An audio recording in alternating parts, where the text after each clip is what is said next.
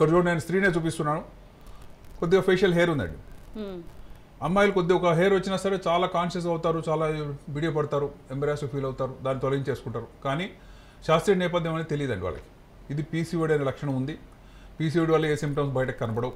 ఇట్లాంటి hair abnormal hair రావడం, దీన్ని హిర్సుడిజం అంటాం. కొద్దిగా బరువు పెరిగారనుకుంటారు, అదో జబ్బని ఎవరు అనుకోరు, ఏదో తగ్గించుకుందాంలే మనం ఎక్సర్సైజ్ చేద్దాం అనుకుంటారు. కానీ అది కూడా పీసీఓడి లక్షణమే. ఈ హెయిర్ అనేది కొద్దిగా ఉంటే సరే అండి.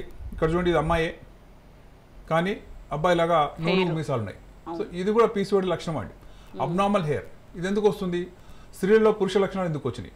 వాళ్ళ వాయిస్ మీరు ఫోన్లో మాట్లాడితే అబ్బాయితో మాట్లాడేసామనుకో ఫోన్ పెట్టేస్తాం, కానీ మాట్లాడిన అమ్మాయి అని తర్వాత తెలిస్తే మనం నిర్గాంతపోతాం. ఇదేంటి ఇలా జరిగింది అంటే మేల్ హార్మోన్స్ అనేవి స్త్రీలో ప్రవేశించినాయి, వాటికి నిష్పత్తి పెరిగింది, అందువల్ల పురుష లక్షణాలు వచ్చేసినాయి.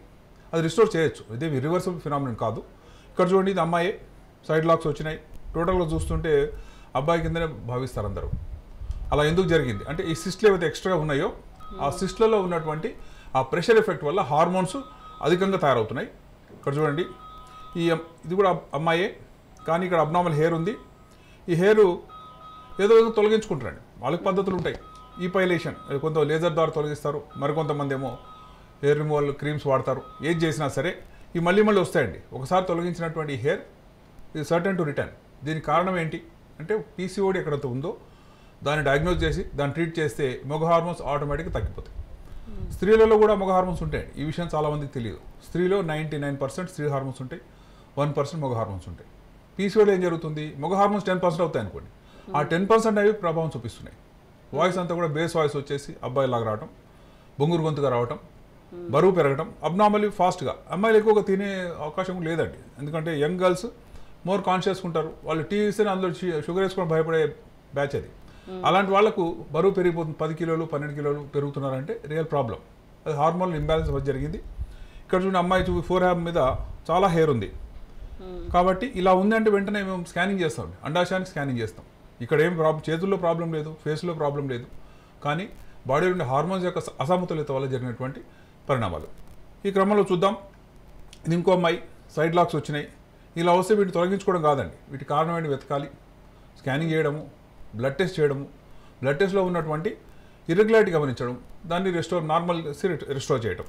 ఇక్కడ చూద్దాం, ఇంకో పాయింట్ అండి, ఇది మెడ దగ్గర కానీ ఛాతి మీద కానీ పొట్ట మీద కానీ లైన్స్ వస్తాయి. ఇలాంటి లైన్స్ చూస్తే ఏదో మాకు చైన్ వల్ల అట్లా వాత పడిపోయిందేమో, మేము నడుము కట్టుకునే బెల్ట్ వల్ల జరిగింది అనుకుంటుంటారు. కానీ ఇది కూడా పీసీఓడి లక్షణం అండి. దీన్ని అకాంథోసిస్ నైగ్రికన్స్ అంటారు. మగ హార్మోన్స్ ఎక్కువగా ఉండడం వల్ల ఎక్కడైతే ముడతలు ఉన్నాయో అక్కడ మెలనిన్ పిగ్మెంట్ ఎక్కువ డిపాజిట్ అవుతుంది. మీరు గమనించి చూస్తే అన్ని దేశాల్లో అన్ని ఖండాల్లో అబ్బాయిలే నల్లగా ఉంటారు, అమ్మాయిలు కొద్దిగా ఫేర్గా ఉంటారు. ఎందుకంటే స్త్రీ హార్మోన్స్ కొద్దిగా స్పెషాలిటీ అండి. మెలనిన్ హార్మోన్ అనేది మగ హార్మోన్స్ వల్ల వస్తుంది. మరి ఈ అమ్మాయిలో మగ హార్మోన్ పెరిగినాయి కదా, ఈమె కూడా అలా బ్లాక్ పిగ్మెంటేషన్ వస్తుంది. ఏదో ఇక్కడ కవర్ చేసుకోవచ్చు అండి. ఇది ఫ్రంట్ ముందు చూపిస్తున్నాను, ఇది ఇక్కడ కూడా ఇలా పడ్డాయి. వీటిని తొలగించుకోవడానికి ఏదో క్రీమ్ రాసుకుంటారు, తగ్గదండి, అది రికరెన్స్ వస్తూనే ఉంటుంది. కాబట్టి దీని కారణం ఏంటి అది చూద్దాం. ఒక అమ్మాయిది ఇలా వచ్చిందండి, ఆల్మోస్ట్ ప్యాచెస్ వచ్చినాయి. స్కిన్ ఇన్ఫెక్షనో స్కిన్ కండిషనో అలర్జీ అనుకుంది, కానీ ఆమెకు పీసీఓడి ఉంది. పీసీఓడి కరెక్ట్ చేసి ఇవన్నీ పోయినాయి. సో హిర్సుడిజం అంటే అబ్నార్మల్ హెయిర్ రావటం, డీపెన్స్ వాయిస్ బొంగురుగా రావటం, బ్లాక్ పిగ్మెంటేషన్స్ రావచ్చు అని ఓన్లీ ఇక్కడ చూపించండి, బాడీలో ఎక్కడైనా రావచ్చు, ఇతర ప్రదేశాలు కూడా వస్తుంది. చెప్పడానికి సిగ్గుపడుతుంటారు, కానీ దీని ట్రీట్మెంట్ ఉందనే విషయం వాళ్ళకి తెలియదండి. ఇక్కడ చూద్దాం, ఇంకోటి అబ్నార్మల్లీ ఆయిలీ స్కిన్, దీన్ని యాక్ని వల్గారిస్ అంటారు. అంటే ఈ మొటిమలు నార్మల్ అనుకుంటారు, ఈ వయసులో అందరికి వస్తాయి కదా అనుకుంటారు, కానీ చాలా ఆయిలీ ఉంటుంది, పగులుతుంటాయి, రసిగారుతుంటాయి, గడ్డలు కడుతుంటాయి, చీమ పడుతుంది, పస్చుల్స్ అంటాం, ఫేస్ అంతా ఇలా అయిపోతుందండి. తర్వాత అవి మానిపోయిన తర్వాత గుంటలు పడతాయి, ఇవి కూడా పీసీఓడి లక్షణాలే. కాబట్టి ఇవన్నీ యవ్వనంలో భాగం అనుకొని ఎవరైతే మిస్అండర్స్టాండ్ చేసుకుంటారో వాళ్ళకి పెళ్ళైన తర్వాత తెలుస్తుంది. ఆ సమయంలో ఏం తెలియకపోవచ్చు, ఎందుకంటే అండం విడుదల ఉందా లేదా ఏ స్త్రీకి ఎప్పుడు అవసరం అంటే ప్రెగ్నెన్సీ కావాలని కోరుకొని మాత్రమే అవసరం. పెళ్లి చేసుకునే వాళ్ళు లేక పెళ్లి కాని వాళ్ళు అలాంటి వాళ్ళకి అవసరం లేదండి. అండం విడుదల కాకపోయినా మెన్స్ట్రువల్ పీరియడ్స్ సరిగా రాకపోయినా వాళ్ళని అడిగేవాళ్ళు లేరు, వాళ్ళు ఎవరికి చూపించాల్సిన అవసరం కూడా లేదు. కానీ ఒక స్త్రీ ఆరోగ్యం ఎక్కడుంది, ఇక్కడ చూడండి, ఇది మొత్తం ఫేస్లో ఆల్మోస్ట్ 70% మచ్చలైపోయిందండి.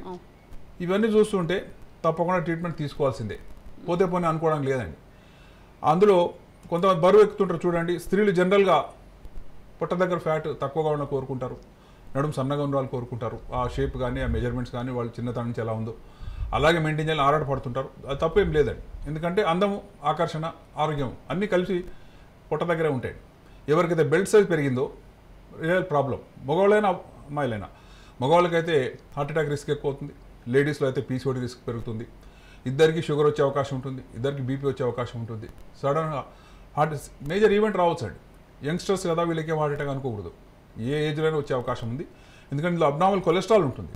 స్త్రీ లోపల 20 ఇయర్స్కి ఇంత నడుము వచ్చిందంటే అది రియల్ ప్రాబ్లమే. పీసీఓడి కంటే కూడా ఫస్ట్ బరువు తగ్గాల్సిందే. తగ్గడానికి కారణం ఏంటి ఇక్కడ చూద్దాం. ఇది అండాశయం యొక్క స్కానింగ్ అండి.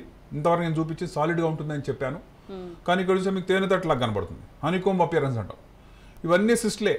ఇందులో ఎక్కడ కూడా అండం విడుదల అయ్యే కెపాసిటీ లేదు, ఏ ఒక్కటి పెరగదు, పర్మనెంట్గా అలాగే ఉండిపోతాయి. అసలు రెగ్యులారిటీ లేదు. ప్రతి నెల కొత్త ఫాలికల్ రావాలి, కొత్త అండం విడుదల కావాలి, కానీ అన్ని నెలలు ఇదే ఉంటుంది. కాబట్టి దీన్ని మటుమాయం చేయాలి. మందులతో కాలేదు అనుకుందాం.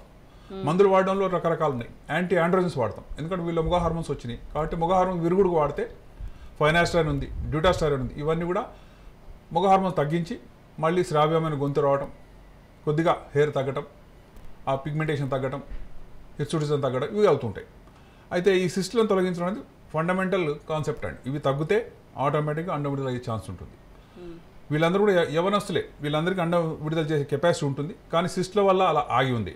దీన్ని తగ్గించడం అనేది ప్రథమ కర్తవ్యం. గర్భసంచి బాగుంటుంది, ట్యూబ్స్ బాగుంటాయి, మిగతా అన్ని బాగానే ఉంటాయండి, కేవలం అండం విడుదల కావట్లేదు. దీనికి ఏం చేయాలి? సిస్టులు తగ్గినవని స్కాన్ చేసి చూస్తాం. 3 నెలలు మందులు వాడామనుకుందాం, స్కాన్ చేసి చూస్తాం ఉన్నాయా లేదా. ఎందుకంటే ఇది బయట పొట్ట మీద చేయబెట్టి ఇక్కడ సిస్టులు ఉన్నాయని కానీ లేవని కానీ ఎవరు చెప్పలేరు, మేము కానీ పేషెంట్ కానీ తెలుసుకోలేరు. కాబట్టే స్కానింగ్ అవసరం.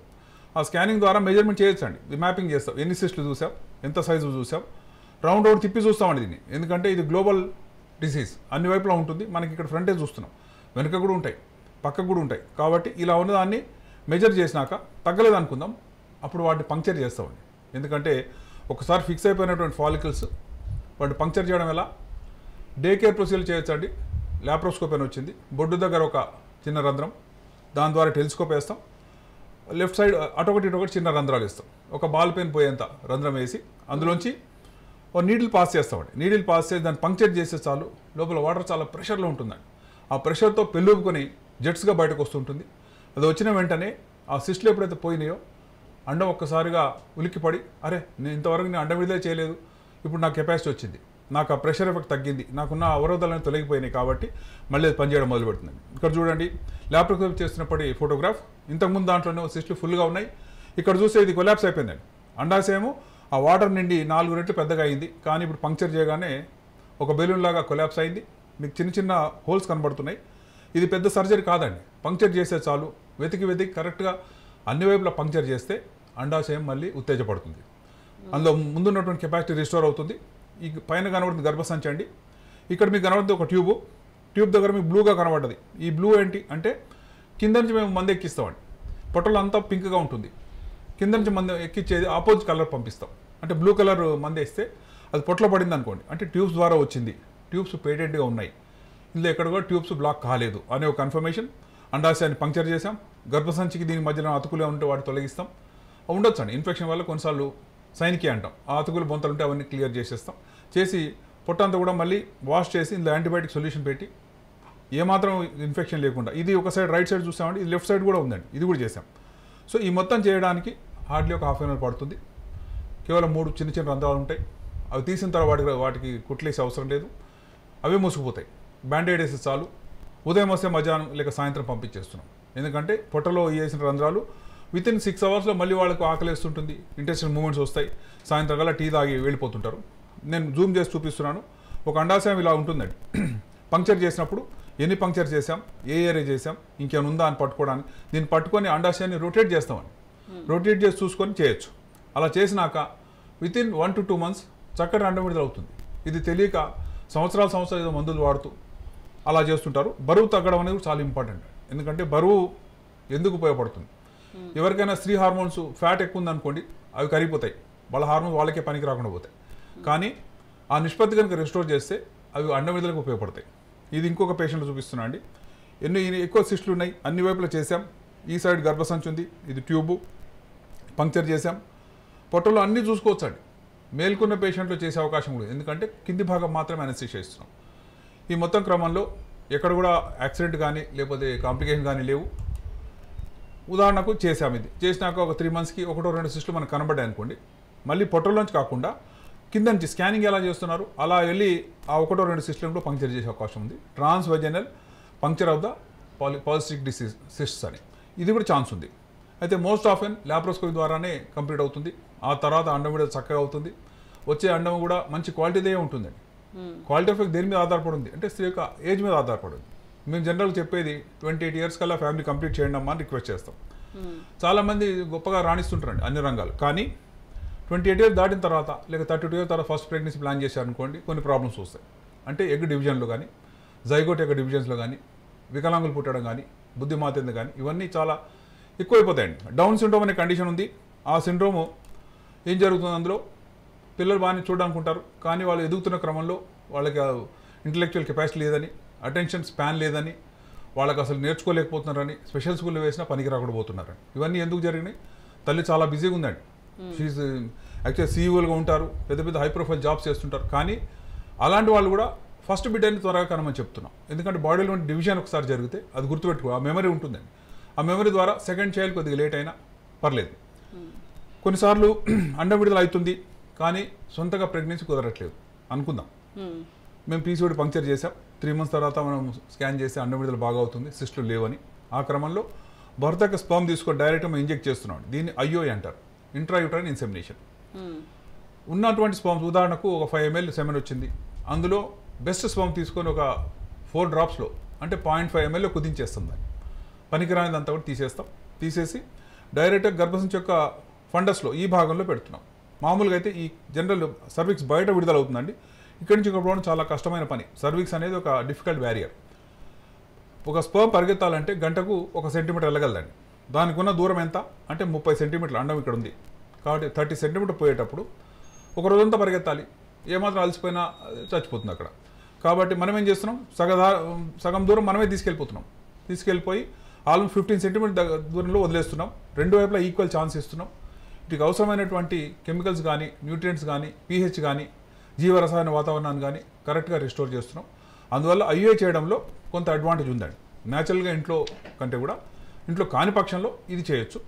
కాబట్టి ల్యాప్రోస్కోపిక్ డ్రిల్లింగ్ ప్లస్ ఇంట్రాయూటరైన్ ఇన్సెమినేషన్ ఇది ఒక మంచి కాంబినేషన్, డెడ్లీ కాంబినేషన్ అండి. కొద్దిపాటి సమస్యలు ఉన్న వాళ్ళకి ఇది మంచిది. ఆ తర్వాత చూడండి, ఈ సిస్టులు అన్నీ ఉన్నాయి, ఇవన్నీ మళ్ళీ ఉన్నాయి అని అంటే ఆ స్త్రీ బరువు పెరిగితే మళ్ళీ వస్తాయండి. అందుకే ప్రతి ఒక్కళ్ళు వెయిట్ చూసుకోవాలి. ప్రతి నెల కానీ ప్రతి వారం మొగైన ఆడైనా వెయిట్ చూసుకోవాలి. వెయిట్ పెరిగిందంటే ఎక్కడో సమస్య.